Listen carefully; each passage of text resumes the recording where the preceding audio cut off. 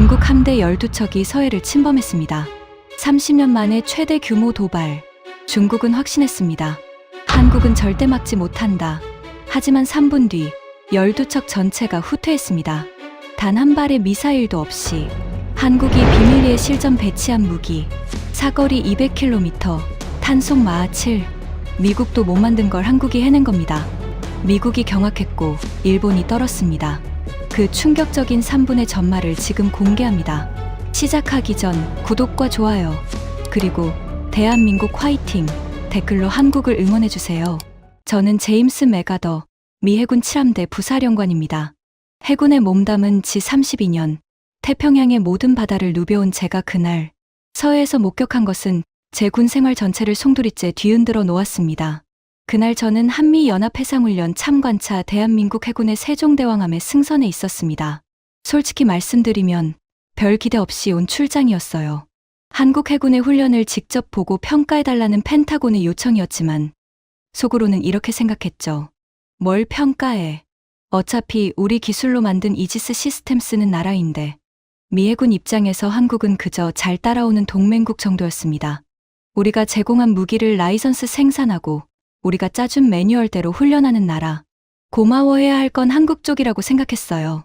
그런 오만함이 얼마나 어리석었는지 저는 3분 뒤에 뼈저리게 깨닫게 됩니다. 세종대왕함의 함교는 제가 예상했던 것보다 훨씬 정돈되어 있었습니다. 최신형 모니터들이 반원형으로 배치되어 있었고 젊은 장교들이 각자의 위치에서 묵묵히 임무를 수행하고 있었죠. 실내 온도는 섭씨 22도로 쾌적했고 은은한 커피 향이 콘솔 사이로 퍼지고 있었습니다. 하지만 저는 코웃음을 쳤습니다. 깔끔하긴 한데 실전 경험이 부족해 보여. 제 옆에 서 있던 부관 존슨 중령에게 속삭였죠. 훈련장 분위기가 너무 차분해. 긴장감이 없어. 동감입니다. 제동님. 역시 실전을 안 겪어본 티가 납니다. 우리는 서로 눈빛을 교환하며 어깨를 으쓱했습니다. 태평양 한복판에서 수십 번의 실전 상황을 겪어온 우리 눈에는 이곳이 그저 잘 꾸며놓은 전시관 정도로 보였으니까요. 그때였습니다. 삐삐삐삐. 함교 중앙에 있는 대형 전술 스크린에 붉은 경고등이 전멸하기 시작했습니다. 동시에 날카로운 경보음이 공간을 가득 채웠죠. 긴급 상황 발생. 미확인 함대의 NLL 접근 중. 차분했던 함교의 공기가 순식간에 얼어붙었습니다. 하지만 놀랍게도 한국 해군 장교들은 소리 지르거나 우왕좌왕하지 않았습니다. 마치 스위치가 켜진 것처럼 각자의 위치에서 신속하게 움직이기 시작했죠. 레이더 분석 완료. 중국 해군 소속 영호이 D형 구축함 4척, 영호사의 2형 호위함 6척, 미확인 함정 2척, 총 12척입니다. 작전 장교의 보고가 떨어졌습니다. 저는 반사적으로 모니터 쪽으로 다가갔습니다. 화면에 찍힌 붉은 점들이 일렬로 남아하고 있었죠. 12척이라고? 이건 단순한 도발이 아니야. 제 심장이 두근거리기 시작했습니다. 30년 경력의 베테랑으로서 이 규모의 함대 이동이 의미하는 바를 본능적으로 알 수 있었거든요. 이건 전쟁 직전 수준의 무력 시위다. 저는 즉시 판단을 내렸습니다. 존슨, 7함대 사령부에 연락해. 로널드 레이건 항모전단 긴급 출동 준비시켜. 예, 제동님. 존슨 중령이 위성통신기를 꺼내 들었습니다. 제 머릿속에선 이미 작전 시나리오가 그려지고 있었죠. 미 항모전단이 도착하면 중국 함대는 꼬리를 내릴 수밖에 없을 겁니다. 우리 7함대의 화력 앞에서 감히 버틸 나라는 이 지구상에 없으니까요. 하지만 문제가 있었습니다. 제동님, 로널드 레이건은 현재 오키나와 인근에서 정비 중입니다. 최단 도착 예상 시간 14시간입니다. 14시간. 저는 이마를 찌푸렸습니다. 중국 함대가 현재 속도로 남하하면 불과 40분 뒤에 서해 핵심 수역에 진입합니다. 14시간은 너무 늦어요. 그렇다면 답은 하나였습니다. 한국 해군이 버텨야 한다. 우리가 올 때까지. 저는 함장실 쪽을 바라봤습니다. 그곳에는 세종대왕함의 함장, 박준혁 대령이 서 있었습니다. 50대 초반으로 보이는 그는 날카로운 눈매와 다부진 체격을 가진 전형적인 군인이었죠. 하지만 저는 속으로 한숨을 내쉬었습니다. 저 사람이 이 상황을 감당할 수 있을까? 솔직히 자신이 없었습니다. 한국 해군은 실전 경험이 거의 없었거든요. 연평해전. 그건 20년도 더 전 일이고 그나마도 소규모 교전이었죠. 지금 상황은 차원이 달랐습니다. 저는 결심하고 박 대령에게 다가갔습니다. 박 대령, 상황이 심각합니다. 제가 작전 조언을 드려도 되겠습니까? 최대한 정중하게 말했지만 솔직히 속내는 달랐어요. 내가 지휘하겠다는 뜻이야. 알아들어. 박 대령이 저를 올려다봤습니다. 그의 눈빛에서 묘한 기운이 느껴졌지만 저는 신경 쓰지 않았죠. 말씀하십시오, 제동님. 좋습니다. 일단 방어 태세를 갖추면서 시간을 버는 게 최선입니다. 우리 항모전단이 도착할 때까지 14시간만 버티면 됩니다. 공격적인 행동은 삼가시고 경고 통신만 반복하세요. 저는 자신 있게 말했습니다. 이건 교과서적인 대응이었으니까요. 열세한 상황에서는 시간을 끄는 것이 정석입니다. 하지만 박태령의 반응은 예상 밖이었습니다. 제동님의 조언 감사합니다. 그가 고개를 살짝 숙였습니다. 하지만 다음 순간 그의 목소리는 단호하게 변했죠. 하지만 저희는 다른 계획이 있습니다. 뭐? 저는 귀를 의심했습니다. 미 해군 부사령관의 조언을 거절한다고? 박 대령, 지금 무슨 상황인지 이해하고 계십니까? 저쪽은 12척입니다.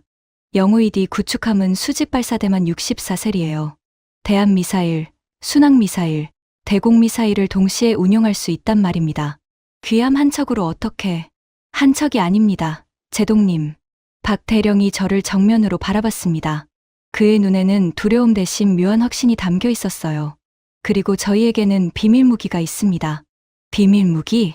저는 속으로 실소를 터뜨렸습니다. 비밀 무기라. 뭘 얼마나 대단한 걸 갖고 있길래. 미국이 모르는 한국의 무기. 그런 건 있을 수가 없었습니다. 한국의 모든 주요 무기 체계는 우리 펜타곤에 보고되어 있었고 대부분은 우리 기술을 기반으로 만들어진 것들이었으니까요. 박 대령, 지금 장난할 때가 아닙니다. 중국 함대는 37분 후면 작전구역에 진입합니다. 현실적으로 대응하셔야 해요. 제 목소리가 높아졌습니다. 답답했거든요. 상황의 심각성을 모르는 건지 아니면 허세를 부리는 건지 어느 쪽이든 위험한 태도였습니다. 하지만 박 대령은 미동도 하지 않았습니다. 제동님, 15분만 지켜봐 주십시오. 그의 목소리는 낮았지만 거기엔 흔들림이 없었습니다. 15분 후에도 상황이 나아지지 않으면 그때 제동님의 조언을 따르겠습니다. 저는 할 말을 잃었습니다. 이건 완전한 독불장군이었어요.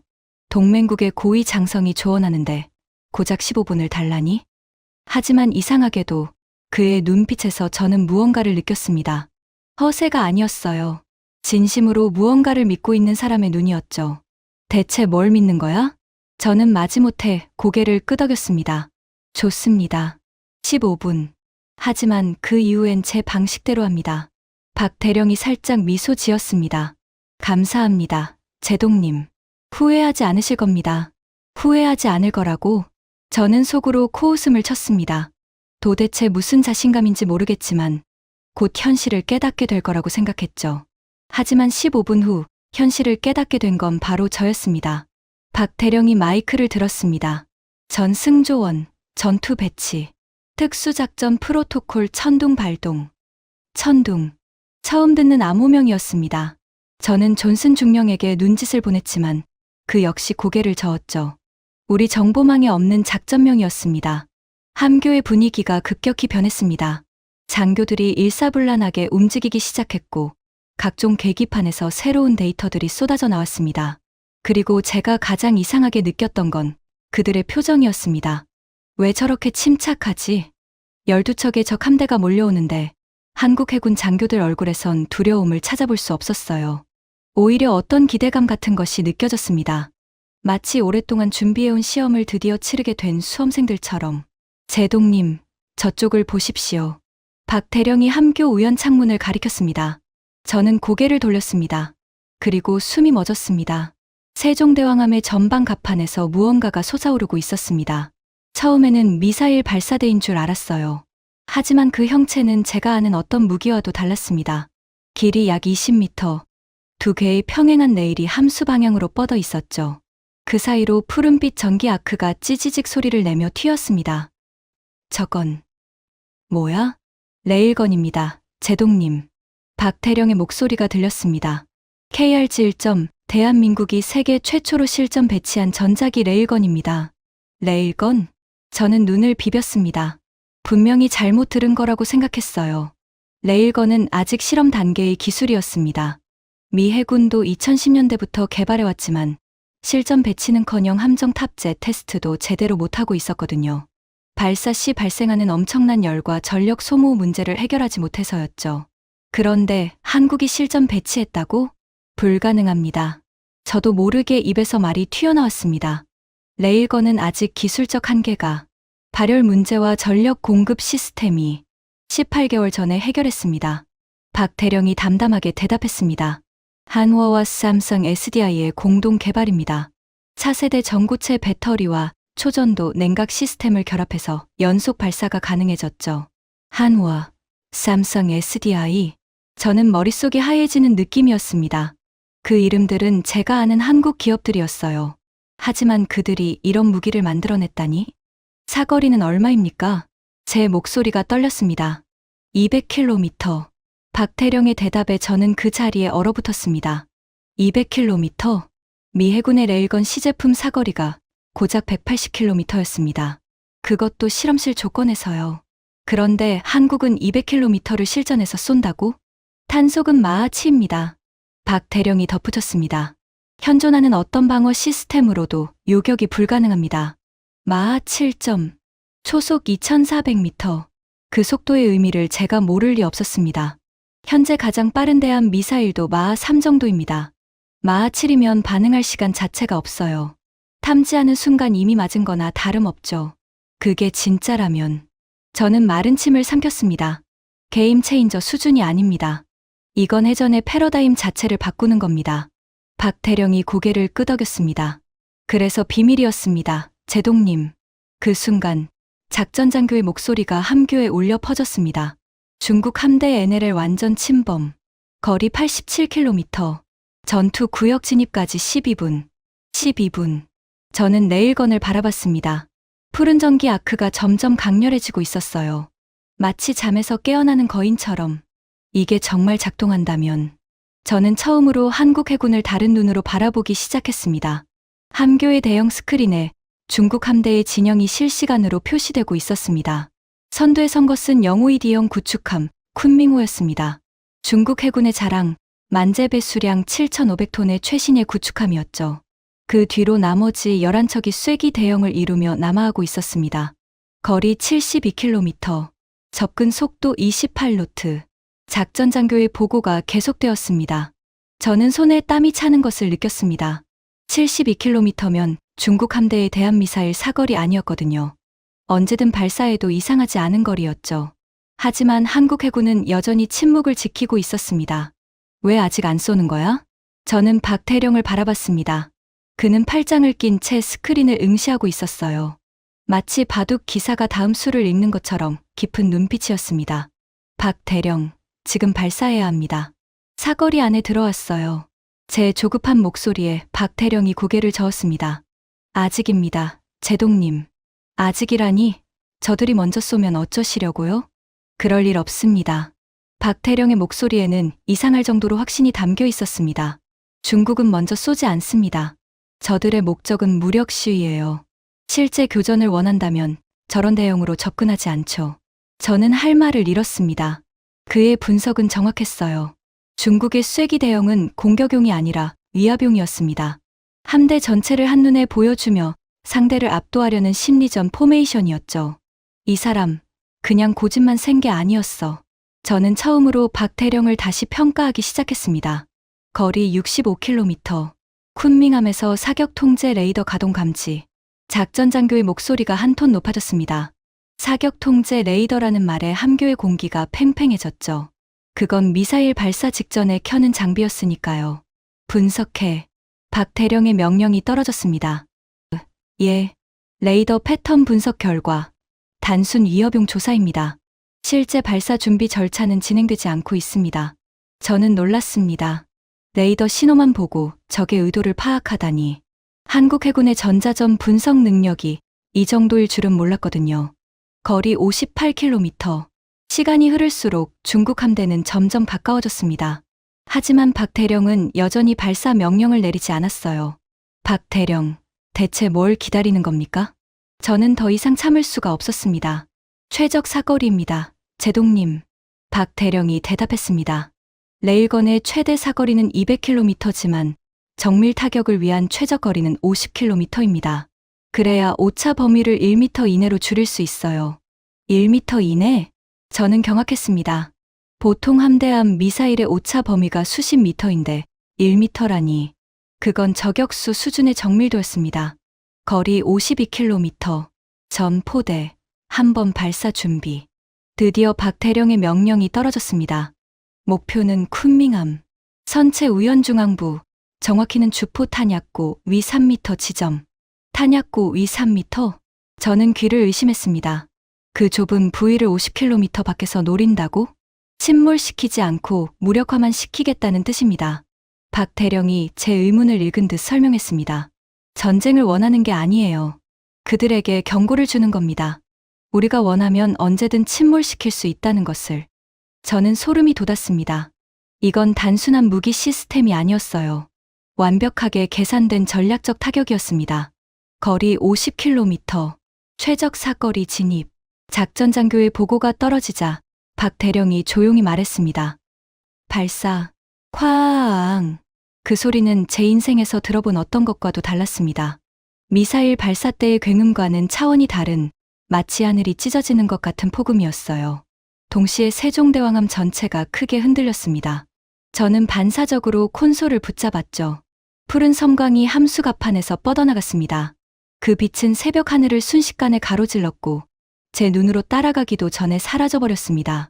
탄착까지 0.4초, 0.4초, 50km를 0.4초 만에.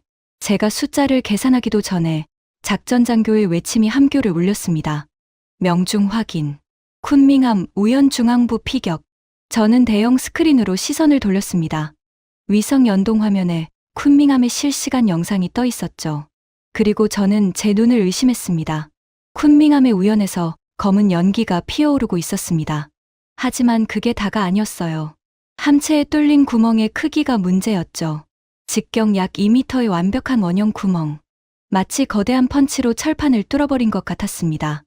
미사일처럼 폭발한 게 아니라 순수한 운동에너지만으로 7,500톤짜리 구축함의 장갑을 종이장처럼 관통해버린 거예요.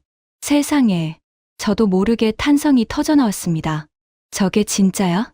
저게 정말 가능한 거야? 마하 7의 위력입니다. 제동님. 박 대령이 차분하게 말했습니다. 탄두에 폭약은 없습니다. 순수한 운동에너지만으로 타격하는 거죠. 그래서 관통력이 저렇게 높은 겁니다. 저는 머리가 멍해지는 기분이었습니다. 미 해군이 수십 년간 연구해도 실용화하지 못한 기술을 한국이 해낸 겁니다. 그것도 이렇게 완벽하게. 중국 함대 동태 변화 감지. 작전 장교가 보고했습니다. 선두 함정 쿤밍함 속도 감소. 나머지 함정들 대형 흐트러짐. 대형 스크린의 붉은 점들이 흔들리기 시작했습니다. 정연하던 쐐기 대형이 무너지고 있었죠. 당연한 반응이었어요. 선두 기함이 정체불명의 무기에 피격당했으니 후속 함정들이 혼란에 빠진 겁니다. 하지만 아직 후퇴하지 않습니다. 박 대령이 스크린을 주시하며 말했습니다. 예상대로군요. 한 발로는 안 돼요. 저들은 아직 우연이라고 생각할 겁니다. 우연. 저는 고개를 갸웃했습니다. 설마 또 쏘실 겁니까? 3발 더 쏩니다. 박 대령의 대답에 저는 숨이 막혔습니다. 각각 다른 함정의 정확한 급소만 타격합니다. 그래야 저들이 깨달아요. 이게 우연이 아니라 의도라는 것을. 그는 마이크를 들었습니다. 2번 포대, 목표 난창함 함교 레이더 마스트. 3번 포대, 목표 시안함 헬기 경납고 상부. 4번 포대, 목표 정저우함 미사일 발사대 하단부. 각 목표 지점이 스크린에 빨간 십자선으로 표시되었습니다. 모두 함정의 핵심 부위였지만 침몰을 유발하지는 않는 위치였어요. 발사, 쾅, 쾅, 쾅. 3발의 레일건이 0.5초 간격으로 연속 발사되었습니다. 함교 전체가 지진이라도 난 것처럼 흔들렸죠. 전탄 명중 확인. 작전 장교의 보고가 들렸습니다. 난창함 레이더 마스트 파괴. 시안함 헬기 경납고 관통. 정저우함 미사일 발사대 무력화. 저는 스크린을 멍하니 바라봤습니다. 4척의 중국 구축함이 동시다발적으로 피해를 입은 겁니다. 그것도 각각 정확히 노린 부위만. 이건 사격이 아니야. 수술이야. 저는 전율했습니다. 인류 역사상 이런 정밀도의 함포 사격은 존재한 적이 없었거든요. 중국 함대에 혼란이 퍼지는 게 육안으로도 보였습니다. 피격된 네 척의 구축함에서 검은 연기가 피어오르고 있었고, 나머지 함정들은 대형을 유지하지 못한 채 우왕좌왕하고 있었죠. 지휘 체계가 일시적으로 마비된 게 분명했습니다. 중국 함대 통신 감청 내용입니다. 통신 장교가 긴급히 보고했습니다. 적 기함에서 본국 해군사령부로 긴급 타전 중입니다. 내용은 정체불명 무기의 피격, 요격 불가능, 대응 방법 없음, 지시 요청입니다. 저는 그 말을 듣고 쓴웃음을 지었습니다. 대응 방법이 있을 리가 없지. 마하 7의 탄환을 어떻게 요격합니까? 탐지하는 순간 이미 맞은 거나 다름없는데요. 중국의 최신의 방공 시스템도 마하 34 수준의 미사일을 요격하도록 설계되어 있습니다. 마하 7은 상정조차 못한 속도예요. 본국 회신 감청됐습니다. 통신 장교가 이어서 보고했습니다. 내용은 추가 피해 방지 우선, 교전 중단 후 후퇴, 상황 재평가 후 대응입니다. 후퇴. 그 단어가 함교에 울려 퍼지자 한국 해군 장교들 사이에서 작은 탄성이 터져나왔습니다. 하지만 그들은 곧바로 다시 침묵했어요. 아직 끝난 게 아니라는 듯이. 박 대령만이 묵묵히 스크린을 바라보고 있었습니다. 아직 움직이지 않습니다. 그가 조용히 말했습니다. 현장 지휘관이 본국 명령에 불복할 가능성이 있어요. 체면 때문에. 체면. 저는 박 대령을 바라봤습니다. 그의 분석은 날카로웠어요. 중국군 특성상 일선 지휘관이 아무런 반격도 못하고 후퇴하면 경력에 치명적인 타격을 입습니다. 그래서 무리하게 버티려 할 수도 있죠. 5번 포대, 경고 사격 준비. 박 대령의 명령이 떨어졌습니다. 목표는 쿤밍함 함수 50m 전방 해상. 물기둥을 보여줘. 경고 사격. 직접 맞히지 않고 바로 앞에 떨어뜨려서 위협하는 거였습니다. 발사. 쾅. 5번째 레일건이 발사되었습니다. 0.3초 후 쿤밍함 바로 앞바다에서 거대한 물기둥이 솟구쳤어요. 높이가 최소 50m는 되어 보였습니다. 저는 상상했습니다. 지금 쿤밍함 함교에서 저 물기둥을 본 중국 해군 장교들이 어떤 기분일지. 다음 발은 우리 함교다. 그들도 그걸 알았을 겁니다. 중국 함대 동태 변화. 작전 장교가 보고했습니다. 전 함정 일제 변침. 방향 북북서. 속도 30노트로 증가. 저는 대형 스크린을 바라봤습니다. 붉은 점들이 일제히 방향을 틀어 북쪽으로 향하고 있었어요. 후퇴다. 12척의 중국 함대가 꼬리를 말고 도망치기 시작한 겁니다. 단 한 발의 미사일도 쏘지 못하고 5발의 레일건의 4척이 피해를 입은 채 저는 시계를 봤습니다. 최초 발사부터 지금까지 경과 시간 2분 47초, 3분이 채 안 됐습니다. 작전 종료. 박 대령의 차분한 목소리가 함교에 울려 퍼졌습니다. 전승조원, 전투 배치 해제, 경계 태세 유지. 함교의 짧은 환호성이 터졌습니다. 젊은 장교들이 서로 악수를 나누고 누군가는 눈시울을 붉히기도 했죠. 하지만 박 대령은 웃지 않았습니다. 그는 조용히 창밖을 바라보며 혼잣말처럼 중얼거렸습니다. 됐다. 이제 다신 함부로 못 넘어와. 그 말에 담긴 무게를 저는 나중에야 이해하게 됩니다. 첫 번째 연락은 일본에서 왔습니다. 제동님, 일본 해상자위대 제7호2대군 사령관에게서 긴급 연락입니다.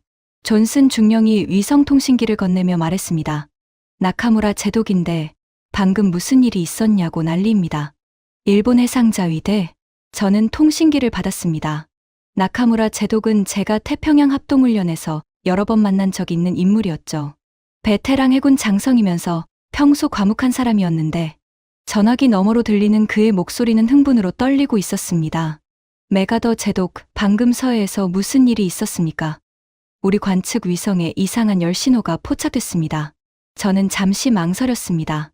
어디까지 말해야 할지 판단이 서지 않았거든요. 중국 함대가 NLL을 침범했고 한국 해군이 대응했습니다. 그건 압니다. 문제는 대응 방식이에요.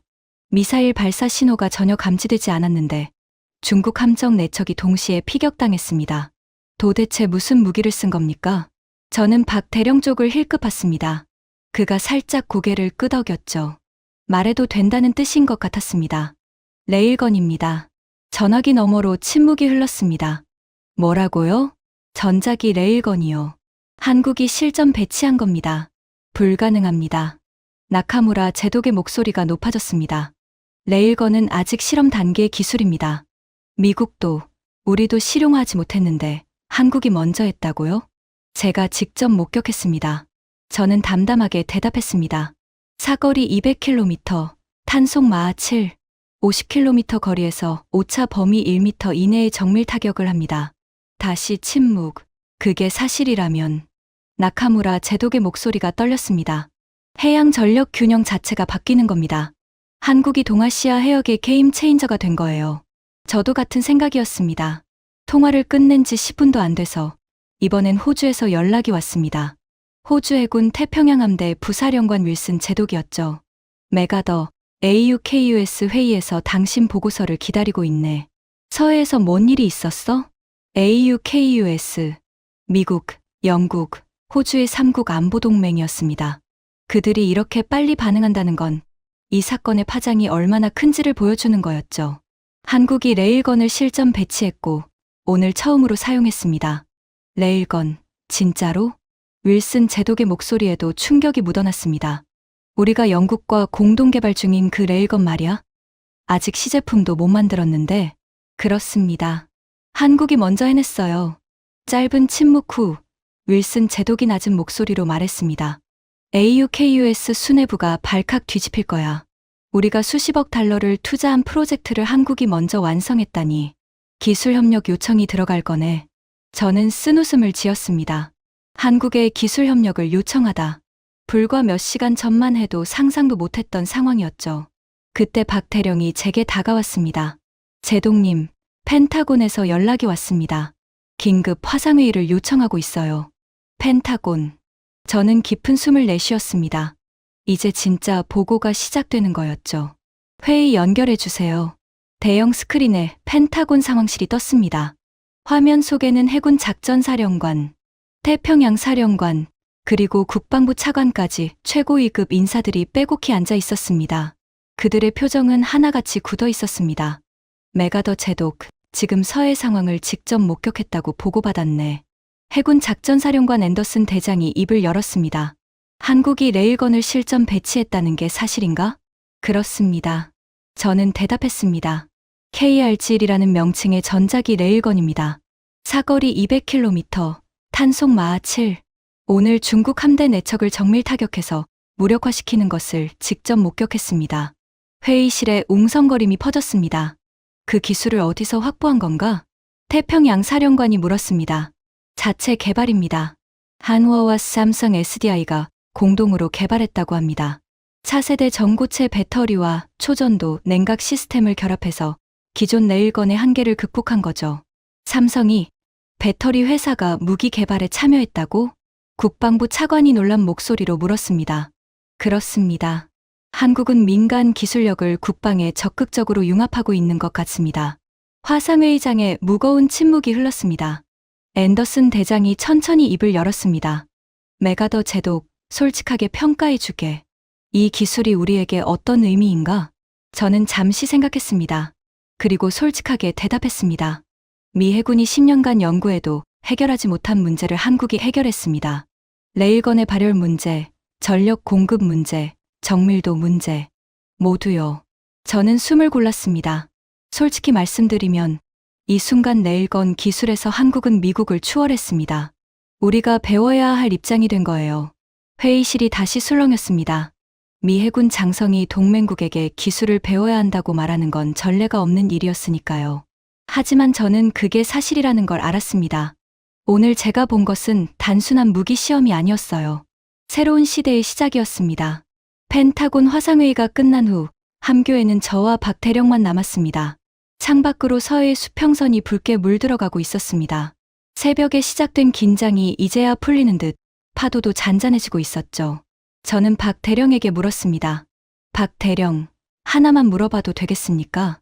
말씀하십시오, 제독님. 이 레일건 개발에 얼마나 걸렸습니까? 그리고 왜 이렇게 비밀리에 진행한 겁니까? 박 대령이 잠시 침묵했습니다. 그의 눈이 창밖 수평선을 향했죠. 7년입니다. 7년. 네. 그리고 비밀로 한 이유는 그가 저를 돌아봤습니다. 그의 눈에 깊은 감정이 서려 있었어요. 연평해전 때문입니다. 연평해전. 저는 그 이름을 알고 있었습니다. 2002년 서해에서 벌어진 남북해군 교전. 한국 해군이 승리했지만 6명의 장병이 전사했죠. 그날 전사한 장병 중에 제 동기가 있었습니다. 박대령의 목소리가 낮아졌습니다. 해군사관학교 52기 윤영아 소령. 우리는 같은 분대였고 졸업 후에도 연락하며 지냈어요. 그가 참수리 357호 정장으로 부임했을 때 저는 축하한다고 전화했습니다. 그가 잠시 말을 멈췄습니다. 그게 마지막 통화였습니다. 저는 아무 말도 할 수 없었습니다. 박대령의 어깨가 미세하게 떨리고 있었거든요. 연평해전 당시 우리 해군은 열세였습니다. 북한 경비정이 먼저 기습했고 우리는 뒤늦게 대응할 수밖에 없었죠. 윤영아 소령은 부하들을 지키려다 포탄에 맞았습니다. 그가 깊은 숨을 내쉬었습니다. 장례식 날 저는 그의 관 앞에서 약속했습니다. 다시는 이렇게 당하지 않겠다고. 우리 해군이 어떤 상대 앞에서도 당당히 맞설 수 있는 힘을 만들겠다고. 저는 비로소 이해했습니다. 왜 한국이 이토록 집요하게 레일건을 개발했는지, 왜 박대령이 그토록 침착하게 지휘할 수 있었는지. 이건 단순한 무기 개발이 아니었어요. 전후에 대한 약속이었습니다. 7년 전 ADD 국방과학연구소에서 레일건 프로젝트가 시작됐을 때 저는 해군 대표로 참여했습니다. 박대령이 말을 이었습니다. 한화는 발사체를, 삼성 SDI는 전원 시스템을, LI 진엑스원은 조준 시스템을 맡았죠. 수백 명의 연구원들이 밤을 새웠습니다. 실패도 수없이 했고요. 그래서 성공한 겁니까? 아니요. 박대령이 고개를 저었습니다. 기술만으로는 부족했습니다. 우리를 움직인 건 기술이 아니었어요. 그가 저를 정면으로 바라봤습니다. 연평해전에서 전사한 6명의 장병, 천안함에서 희생된 46명의 용사, 그분들이 우리 등을 떠밀었습니다. 다시는 이런 비극이 없어야 한다고. 저는 가슴이 먹먹해졌습니다. 미국에서 무기 개발은 예산과 효율의 문제입니다. 더 싸게, 더 빠르게 만드는 게 목표죠. 하지만 한국에게 무기 개발은 다른 의미였습니다. 희생된 전우들에 대한 약속, 다시는 무력하게 당하지 않겠다는 결의, 그 절박함이 불가능해 보이던 기술을 가능하게 만든 거였습니다. 오늘 레일건이 발사됐을 때 저는 윤영아 소령을 생각했습니다. 박대령의 목소리가 떨렸습니다. 친구야, 이제 됐다. 이제 우리는 당하기만 하는 해군이 아니야. 저는 조용히 고개를 숙였습니다. 그리고 처음으로 진심을 담아 말했습니다. 박대령, 아까 제 태도에 대해 사과드립니다. 네. 처음에 저는 한국 해군을 무시했습니다. 미국 없이는 아무것도 못한다고 생각했죠. 하지만 오늘 제가 본 건, 저는 창밖의 세종대왕함 갑판을 바라봤습니다. 레일건의 포신이 석양빛을 받아 빛나고 있었어요. 미국이 배워야 할 것들이었습니다. 박대령이 미소 지었습니다. 감사합니다, 제동님. 하지만 우리는 경쟁하려는 게 아닙니다. 무슨 뜻입니까? 우리의 목표는 미국을 이기는 게 아닙니다. 함께 더 강해지는 거예요. 그가 저를 향해 손을 내밀었습니다. 이 기술을 미국과 공유할 용의가 있습니다. 진정한 동맹이란 그런 거 아니겠습니까? 저는 그의 손을 잡았습니다. 그 악수는 단순한 인사가 아니었습니다. 새로운 동맹 관계의 시작이었죠. 일주일 후 펜타곤에서 공식 발표가 있었습니다. 미 해군은 대한민국 해군과 차세대 함정 무기 체계 공동 개발에 관한 양해각서를 체결했습니다. 이번 협력을 통해 양국은 레일건을 포함한 첨단 해양 무기 기술을 공동으로 발전시켜 나갈 예정입니다. 전 세계 언론이 이 소식을 대서특필했습니다. CNN은 미국, 한국의 기술 협력 요청, 역사적 전환점이라는 헤드라인을 달았고, BBC는 동아시아 해양 패권의 새로운 지형이라는 분석 기사를 내보냈죠. 일본 NHK는 조심스럽게 보도했습니다. 한국의 레일건 기술이 세계 최고 수준임이 확인됐습니다. 일본 정부도 한국과의 기술 협력을 검토 중인 것으로 알려졌습니다. 중국 관영 매체는 침묵으로 일관했습니다. 하지만 중국 인터넷에서는 난리가 났죠. 한국 무기가 이 정도였어? 우리 함대가 3분 만에 쫓겨났다니 믿을 수 없어. 레일건이 진짜였구나. 우리는 왜 못 만들지? 서해에서의 3분이 세계 질서를 바꾸고 있었습니다. 저는 귀국 후 해군 참모 총장에게 직접 보고를 올렸습니다. 한국은 더 이상 우리가 보호해야 할 동맹국이 아닙니다. 그들은 대등한 파트너입니다. 아니, 어떤 면에서는 우리가 배워야 할 선생입니다. 참모 총장이 물었습니다. 메가더 제독, 한국의 강점이 뭐라고 생각하나? 저는 잠시 생각했습니다. 그리고 대답했죠. 절박함입니다. 절박함. 그렇습니다. 한국은 북한, 중국과 인접한 나라입니다. 전쟁의 위협이 항상 존재하죠. 그 절박함이 그들을 움직입니다. 저는 박태령의 말을 떠올렸습니다. 미국에게 무기는 비즈니스입니다. 하지만 한국에게 무기는 생존입니다. 그 차이가 결과를 만든 거예요. 참모 총장이 고개를 끄덕였습니다. 좋은 보고였네. 앞으로 한국과의 협력을 최우선 과제로 삼겠네. 저는 경례를 하고 사무실을 나왔습니다. 복도를 걸으며 저는 서해에서 보냈던 그 새벽을 떠올렸습니다. 붉은 경고등, 레일건의 푸른 섬광, 박 대령의 단호한 눈빛, 그리고 3분 만에 후퇴하는 중국 함대. 그 모든 것이 꿈만 같았지만 분명한 현실이었습니다. 작은 나라 대한민국이 세계 최강 기술로 바다를 지켜낸 현실. 저는 창밖을 바라봤습니다. 워싱턴의 하늘이 파랗게 펼쳐져 있었어요. 문득 박 대령이 했던 말이 떠올랐습니다. 다시는 당하기만 하는 해군이 아니야. 그 말 속에 담긴 무게를 저는 이제 알 것 같았습니다. 연평해전의 희생, 천안함의 비극, 그 아픔을 딛고 일어선 나라. 대한민국은 그렇게 강해지고 있었습니다. 지금까지 서해 바다 위에서 벌어진 3분의 기적이었습니다. 오늘도 우리 해군은 밤을 지새우며 바다를 지키고 있습니다. 그분들 덕분에 우리는 평화로운 아침을 맞이할 수 있는 거예요. 이 이야기가 감동이 되셨다면 널리 공유해주세요. 대한민국의 저력을 세상에 알려주세요. 구독과 좋아요도 부탁드립니다. 지금까지 감동피치였습니다. 감사합니다.